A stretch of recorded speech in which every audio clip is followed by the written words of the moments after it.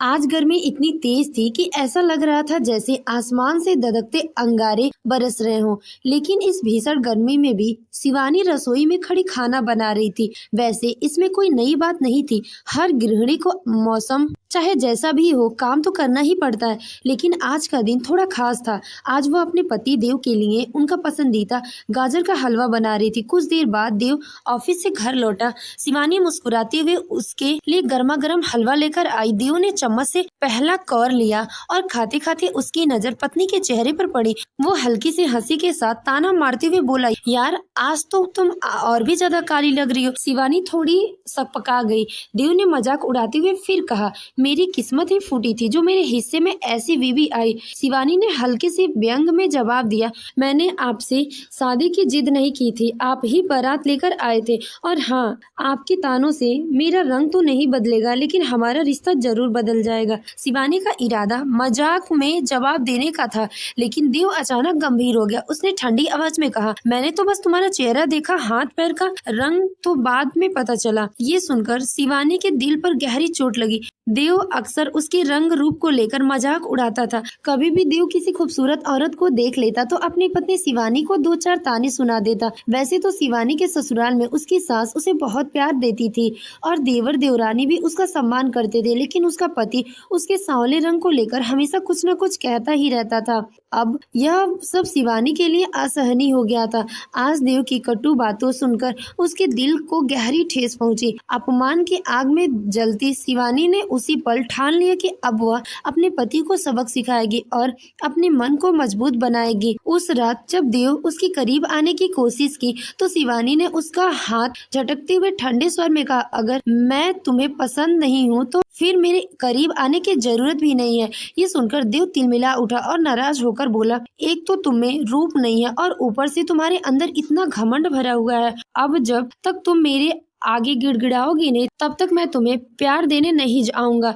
देव ने तमतमाते हुए कहा और गुस्से में मुंह फेर कर सो गया। हर बार जब भी उनके बीच तनाव होता तो शिवानी ही समझदारी दिखाते हुए आगे बढ़कर उसे मना लेती। देव को पूरा यकीन था कि इस बार भी शिवानी झुक जाएगी, लेकिन वह नहीं जानता था कि इस बार शिवानी अपने मन को पहले ही मजबूत कर चुकी थी। भरे गले से शिवानी ने दृढ़ स्वर में कहा, यह मेरा अहंकार नहीं बल्कि मेरा स्वाभिमान है। जब तुम मुझे चोट पहुंचाने की कोशिश करते हो तो मुझे भी दर्द होता है।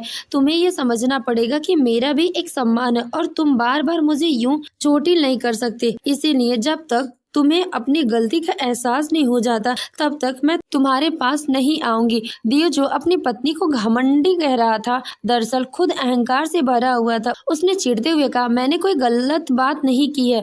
तुम काली हो और सच्चाई का सामना करने की तुम में हिम्मत नहीं है। शिवानी भी गुस्से में थी। उसने तीखे स्वर में कहा, हाँ हाँ मैं रंग से काली हूँ लेकिन तुम्हारे विचार उससे भी ज्यादा काले हैं। कमियां तो तुम में भी हजार है, लेकिन अगर कोई बार बार तुम्हारी कमियां तुम्हारे मुंह पे कहने लगी तो क्या तुमसे सहन होगा। कमरे में पल भर सन्नाटा छा गया। दोनों एक दूसरे से मुंह फेर कर लेट गए। अगले दिन उसे पति पत्नी के बीच बातचीत पूरी तरह से बंद हो गई थी। देव रोज की तरह ऑफिस जाता, वापस आकर माँ के साथ समय बिताता और रात को खाना खाकर मुंह बनाकर सो जाता। हर रात वह उम्मीद करता कि शिवानी आगे बढ़कर उसे मनाने आएगी, लेकिन शिवानी अब अपनी दिनचर्या में व्यस्त रहती, बाकी घर वालों का ध्यान रखती, उसके साथ हंस बोल लेती, लेकिन पति के सामने उसके होठ मानो सिल गए हो। शिवानी की सास सुधा जी भी बेटी बहू के बीच बढ़ते तनाव को साफ महसूस कर रही थी। उन्हें ये भी समझ आ रहा था कि गलती उनके बेटे की ही है, क्योंकि देव अक्सर किसी के भी सामने अपनी पत्नी के रंग रूप पर तंज कस देता, लेकिन इस बार मामला हद से ज्यादा बढ़ गया। सुधा जी एक दो बार बेटी को समझाने की कोशिश की थी मगर वह मनाने के लिए तैयार नहीं था। उसे तो बस यही चाहिए था कि उसकी पत्नी पहले आगे बढ़कर उसे मनाए, लेकिन शिवानी ने मन ही मन ठान लिया था कि इस बार वह अपने आत्मसम्मान के साथ समझौता नहीं करेगी। जब देव अपनी गलती के बावजूद झुकने को तैयार नहीं था तो बिना किसी गलती के शिवानी क्यों झुकती। वैसे तो देव ने शिवानी को पसंद करके ही विवाह के लिए हाँ की थी, लेकिन शादी के बाद जब शिवानी ससुराल आई तो उसके रंग में पहले से और दबाव आ गया। ऊपर से छोटे भाई की खूबसूरत पत्नी को देखकर भी देव अपनी पत्नी से और अधिक नाखुश रहने लगा। एक दिन देव ऑफिस से आकर नाश्ता कर रहा था, तभी दरवाजे की घंटी बजी। शिवानी जाकर दरवाजा खोला तो सामने उसका देवर दीपक और देवरानी मीरा खड़े थे। दोनों को देखकर शिवानी का चेहरा खिल उठा। वह चहचहाते हुए मीरा के गले लग गई। दीपक ने आगे बढ़कर उसके पैर छुए और शिवानी ने प्यार से उसका सर सहलाया और मीरा का हाथ पकड़कर अंदर ले आई। उत्साह से भरे स्वर में बोली, तुम लोग ने तो बहुत अच्छा सरप्राइज दिया। मैं तुम्हें दोनों को बहुत याद कर रही थी। मीरा भी उतना ही खुश नजर आ रही थी, लेकिन मीरा को देखते ही देव ने व्यंग्यपूर्ण नजरों से शिवानी की ओर देखा और शिवानी ने तुरंत नजरें झुका ली। मीरा देखने में बेहद खूबसूरत, उसका दूध सा गोरा रंग, बड़ी बड़ी काली आंखें और निखरा हुआ चेहरा सबका ध्यान अपनी ओर खींच लेता। दीपक और मीरा का रिश्ता बुआ जी के कहने पर तय हुआ था। दोनों अब मुंबई के एक ऑफिस में काम करते हैं। जब से मीरा इस घर की छोटी बहू बनकर आई थी, देव अपनी पत्नी शिवांगी से और चिढ़ने लग रहा था। वह बिना किसी गलती के भी उसे ताने देता। मेरी किस्मत में ऐसी काली कलोटी पत्नी लिखी है और छोटे भाई को देखो कितना सुंदर बीवी है। देव इन्हीं सोचों में डूबा रहता। तभी दीपक ने कहा, भैया आप लोग से मिलने का बहुत मन था। सोचा बागीचे में आम और लीची पक गए होंगे तो चलते हैं और गर्मियों के फलों का मजा लेते हैं। इतने में सुधा जी कमरे से बाहर आ गई और अपने छोटे बेटे बहू को देखकर खुशी से भर आई। दोनों ने बढ़कर उनके पैर छुए तो मुस्कुराकर बोली, अच्छा किया बच्चों जो तुम लोग आ गए। मैं तो सोच रही थी कि इस साल तुम अपने घर के आम और लीची खा ही नहीं पाओगे। सबके चेहरे पर मुस्कान थी। रात के खाने में समय मीरा अचानक बोली, अरे दीदी आपने भिंडी की सब्जी बना दी। आपको पता है ना मुझे भिंडी बिल्कुल पसंद नहीं। ये सुनते ही देव ने मौका पाकर अपनी पत्नी की बुराई कर दी। इसे किसी बात का होश ही नहीं रहता। इस घर में तो बस इसका गुजारा हो रहा है, वरना पता नहीं इसका क्या होता।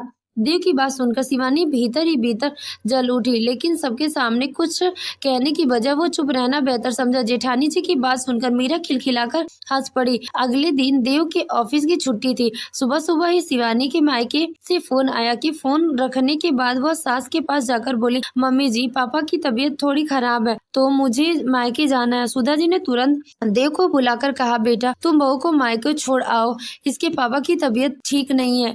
देव ने मुंह बनाते हुए जवाब दिया, मैं क्यों जाऊं, इसे कह दो वो खुद चली जाए। शिवानी ने शांत स्वर में कहा, हाँ मम्मी जी मैं अकेली चली जाऊंगी, बस आपको बताने आई थी। बेटे का व्यवहार सुधा जी को बहुत बुरा लग रहा था। उन्होंने समझाने की कोशिश की, लेकिन देव अनसुना करके कमरे से बाहर चला गया। थोड़ी देर बाद शिवानी मायके चली गई। सुबह के 11 हो गए थे, लेकिन रसोई में कोई नाश्ता बनाने नहीं गया था। देव को जब भूख लगी तो वह माँ के पास आकर बोला, माँ आज नाश्ता नहीं बनेगा क्या? सुधा जी ने कहा, मैंने तो मीरा बहू से कहा था, क्या उसे कुछ बनाया नहीं? तभी मीरा कमरे से निकलकर बोली, मैंने नाश्ता बाहर से ऑर्डर कर दिया है। वो क्या है ना, गर्मी में अगर मैं रसोई में जाऊंगी तो मेरा मेकअप बिगड़ जाएगा। देखो बाहर का खाना बिल्कुल पसंद नहीं था। उसने मीरा को समझाते हुए कहा, देखो मीरा गर्मी है, क्या हुआ, घर के काम तो करने ही पड़ते हैं ना। मीरा ने बदतमीजी से जवाब दिया, आपको मुझे इतना ज्ञान देने की क्या जरूरत है?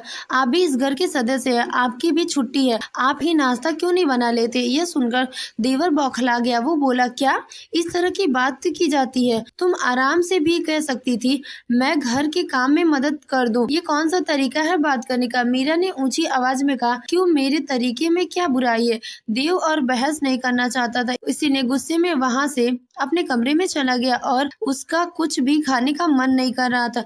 वह इस अपमान से बेहद आहत और बौखलाया हुआ था। दोपहर में कमरे में बैठे बैठे उसे बाहर से मीरा की तेज आवाज सुनाई दी। अपनी सास को डांटते हुए कह रही थी कि मैं यहाँ घर के काम करने के लिए आई हूँ, छुट्टियां मनाने के लिए आई। इसको इतनी भी तमीज नहीं है कि घर की बहू से कैसे बात की जाती है। सच में आप जैसी सास ही सास के नाम को बदनाम करती है, जो बहू को 1 मिनट चैन से बैठते हुए नहीं देख सकती।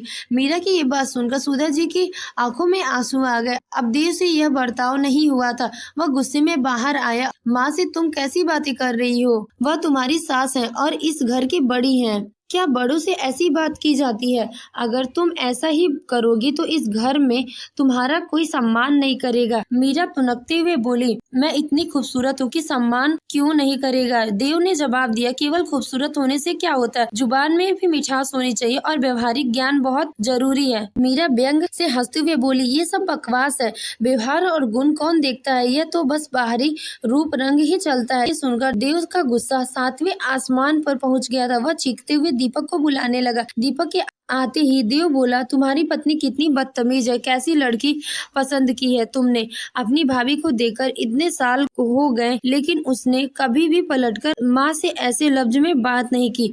दीपक व्यंग से बोला, अच्छा आपको भाभी के गुणों की परवाह कब से हो गई? आप तो हमेशा इन्हें इनके रंग को लेकर के ताने मारते रहते थे। ये सुनकर देव सकपका गया। दीपक आगे बोला, मेरी पत्नी इतनी खूबसूरत है इसीलिए उसकी मैं हर बदतमीजी माफ है। व्यवहार का क्या है?